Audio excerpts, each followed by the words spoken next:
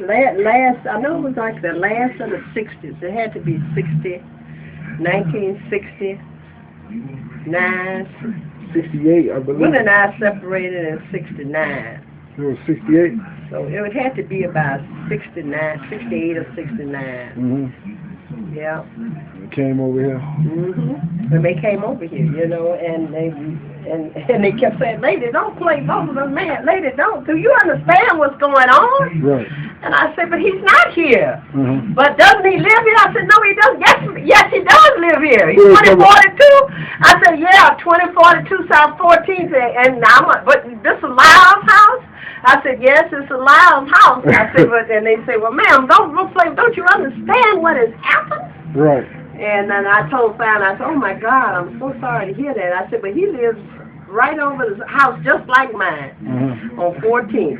I said, and on the same side of the street. I said, and I said, that's my husband's brother." Right. And he said, "Oh, okay, thank you, ma'am.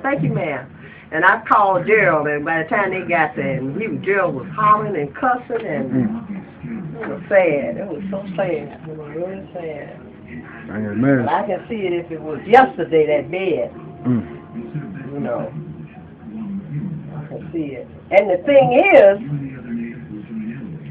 the way those big west side apartments were, you know, like the bed was facing this way, like the head up there, and it's coming this way, and the door, so which means that they knocked that door, they shut that, they started shooting in that.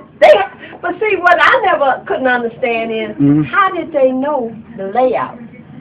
They said it was a guy who was in them. William O'Neill was his name, I believe his name was. I don't know. He was he infiltrated, you know what I'm saying, and became a part, tried to be a Panther and everything, gave him a layout, a whole floor plan. They had to have known, because the way the bed was, is let me think when you come in. You come in the door. The bedroom was, you come in the door, the bedroom was over here with the head up here. See. No, when you came in the door. No, the bedroom was straight, the head of the bed was facing that way. So the feet of the bed, which means that the feet was by the door. Yeah. Okay. Yeah. Okay. So which means that I could see they're saying that he woke up, that they were trying to come in, and he reached for his gun and started shooting. They started shooting. But if you had seen that bed, you know, it's no way. I mean, he had to have been asleep. And even the what's the name? The Undertaker said he had to have been asleep, you know, or when they did the or you know, that he had to be, you know, not conscious. And I looked at that door because I turned the news on. As soon as they left, I turned the news on while I was talking to Shirley, and all of us were getting together to go down there. And they were saying that the bullet holes, all the bullet holes showed that they came from the inside.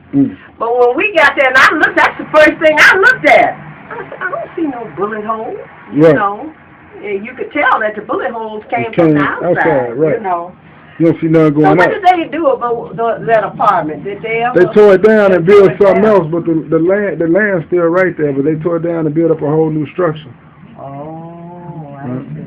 We're doing something August 30th though for his birthday on Madison in California. So he's gonna come out there. But yeah, I like to be out there. See, when I moved here in 1959. So I was with the going with the NAACP over there, and they were fighting in Maywood because they were having all kinds of problems at Proviso and. What was the mayor name at the time? You said he was Everett. Mayor Elbert, I think his name was. He was the owner, the president of the first federal bank there on Fifth Avenue. He was something.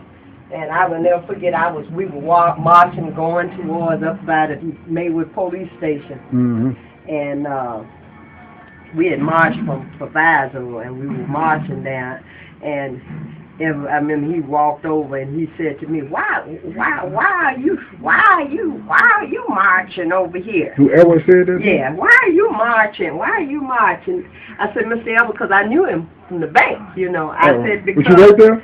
No, I think I had an account there or something there, or I used to go over there with somebody. I knew him. I had a couple. Oh, I was working with the newspaper, the Echo, little black newspaper. Right. So I knew him, and I would always go in, and he knew me. He said, well, why are you don't even have any kids up there?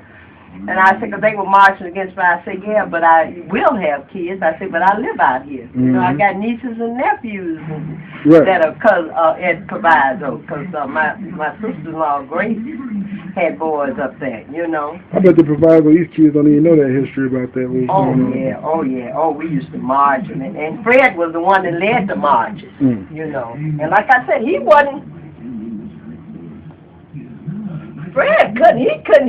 18. I know he wasn't, because he was just a young boy when I got to Maywood in 59. Billy was born in 61.